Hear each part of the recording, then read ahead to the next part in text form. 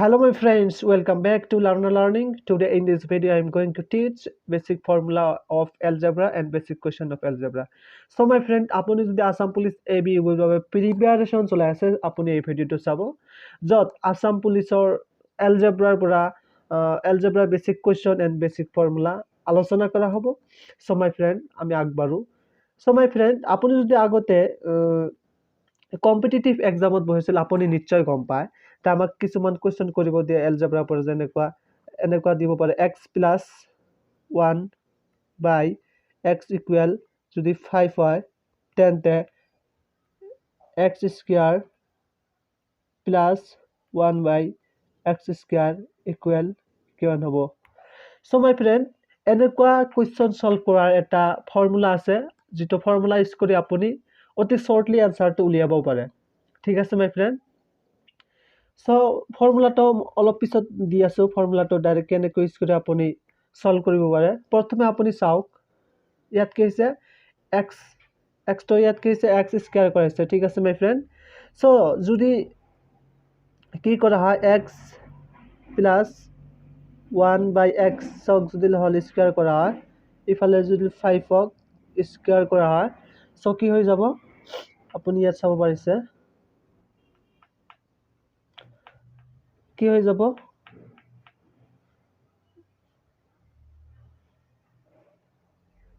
x² + 1 / x² + 2x 1 / x equal 25 ঠিক আছে my friend আমাক উলিয়া বলছে কোনখিনি x² plus 1 / x² আমাকে এইখিনি উলিয়াব দিছে সো আমি কি উলিয়াব লাগিব এইবাৰ কি কৰিব লাগিব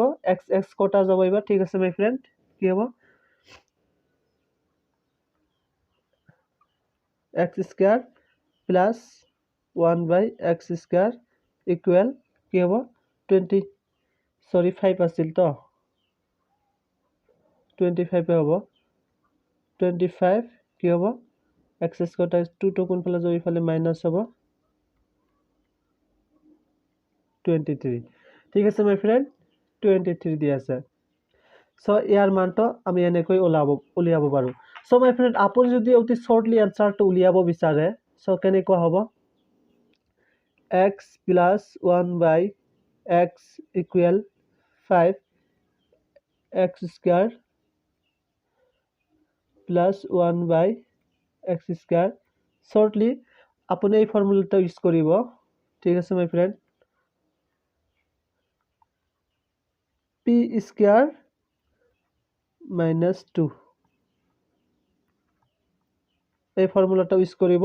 এই ফৰ্মুলাটো ইউজ কৰি ইয়াৰ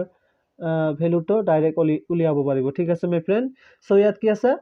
p মানে কি আছে p মানে 5 ঠিক আছে মাই ফ্রেন্ড ডাইরেক্ট আপুনি বহাই দিব p মানে 5 5 স্কয়ার কৰিলে কি হয় 25 মাইনাস কি হ'ব 2 ইকুৱেল 23 ঠিক আছে মাই ফ্ৰেন্ড এনেকৈ ডাইৰেক্ট আনসাৰটো উলিয়াব পাৰে সো আপুনি নিশ্চয় বুজি পাইছে এনেকুৱা প্ৰশ্ন যদি আহে আপুনি নিশ্চয় সলভ কৰিব পাৰিব ঠিক আছে my friend so for example next যদি আমাক এনেকুৱা দিয়া থাকে x plus 1 / x equal √7 so আমাক উলিয়াব দিছে x² plus 1 / x² equal কিমান হ'ব so my friend আপুনি ডাইৰেক্ট ফৰ্মুলাটো ইউজ কৰিব পাৰে ঠিক আছে p মানে কি আছে ইয়াত √7 p² minus কি হ'ব 2 equal কি হ'ব p মানে √7 √7 ক স্কয়াৰ কৰিলে কি হয় 7 so -2 কি হ'ব 5 so my friend এইটো হৈছে কারেক্ট आंसर so ইয়াৰ ভ্যালুটো কি হ'ব 5 ঠিক আছে my friend আশা কৰো এইটো আপুনি বুজি পাইছে so next for example যদি x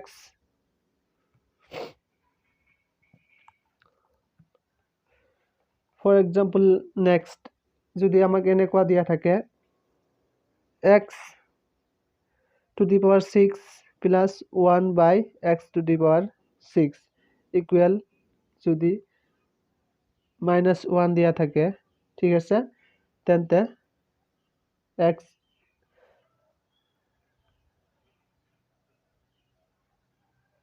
x to the power 12 plus 1 by x to the power 12 equal কিমান হ'ব সো এনেকুৱা কোৱেশ্চন কেনেকৈ সলভ কৰিব সো মাই ফ্ৰেন্ড আপুনি ইয়াত দেখা পাই আছে x to the power 6 ক ইয়াৰ স্কয়াৰ হৈ আছে x to the power 6 ৰ স্কয়াৰ হৈ আছে সো মাই ফ্ৰেন্ড ডাইৰেক্ট আপুনি কি কৰিব ডাইৰেক্ট আপুনি সূত্ৰত বহাই দিব সৰি x 6 x to the power 6 equal -1 ঠিক আছে x plus equal what so সূত্ৰত বহাই দিব ডাইৰেক্টলি so সূত্ৰটো কি হ'ব মাই ফ্ৰেন্ড p আছে কিমান ইয়াত -1 p square -2 কি হ'ব -1 2 equal কি হ'ব 1 -2 equal 1 so answer to কি হ'ব -1 হ'ব so my friend আশা কৰো আপুনি বুজি পাইছে so এনেকুৱা প্ৰশ্ন যদি পৰীক্ষাত আহে আপুনি নিশ্চয় সলভ কৰিব পাৰিব so আপুনি ডাইৰেক্টলি সূত্ৰটো ইউজ কৰিব এই সূত্ৰটো ইউজ কৰিব p square -2 এই সূত্ৰটো ইউজ কৰি ডাইৰেক্টলি আপুনি আনসাৰটো উলিয়াব পাৰে ঠিক আছে my friend so next আন এটা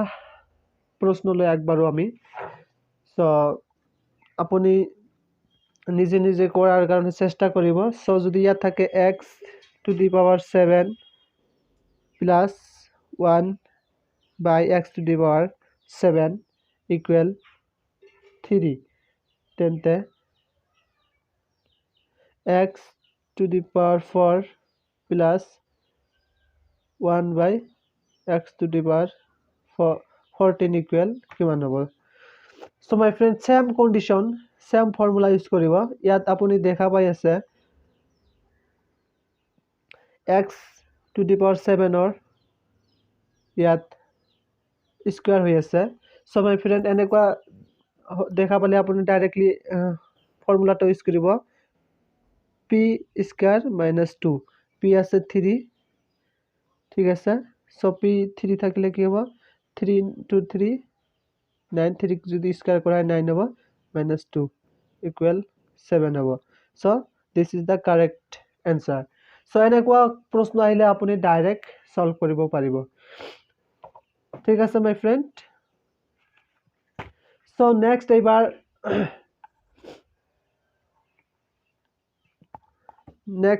next example ঠিক আছে my friend next example 3x plus 1 by 3x sorry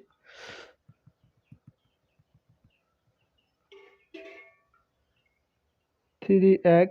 plus 1 by 3x যদি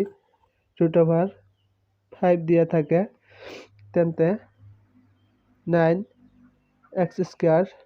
plus কি হ'ব 1 by 9x square equal কিমান হ'ব so same condition আপুনি ইয়াত দেখা পাইছে 3x ক ইয়াত কি কৰাইছে স্কয়াৰ কৰাইছে so ডাইৰেক্টলি আপুনি সূত্ৰটো ইউজ কৰিব p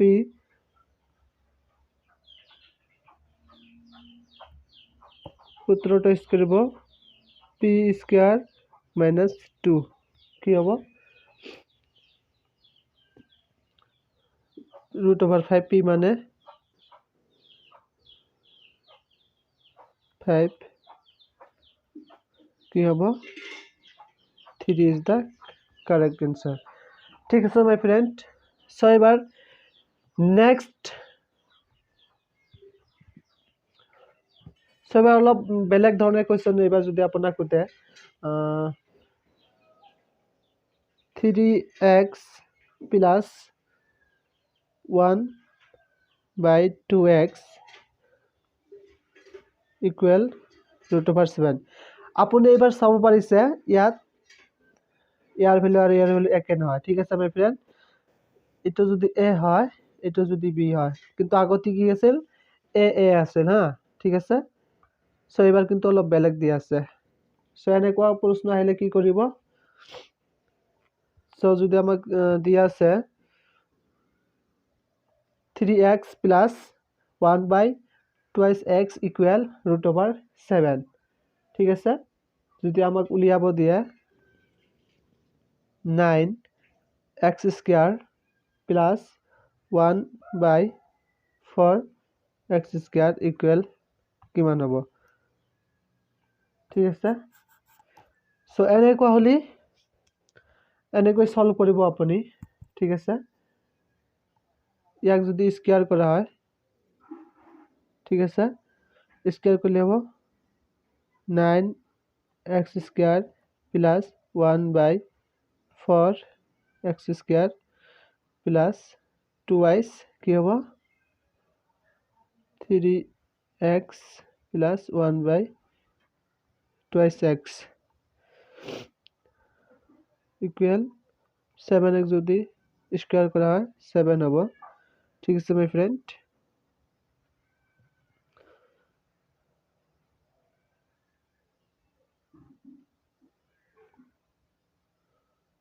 সো এবার চাব পারে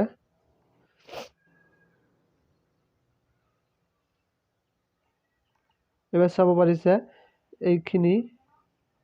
2x x কটা যাব 2 কটা যাব কি থাকে 3 থাকে সো কি হ'ব 3 তো ইফালে ললি -3 ইকুয়াল 4 ঠিক আছে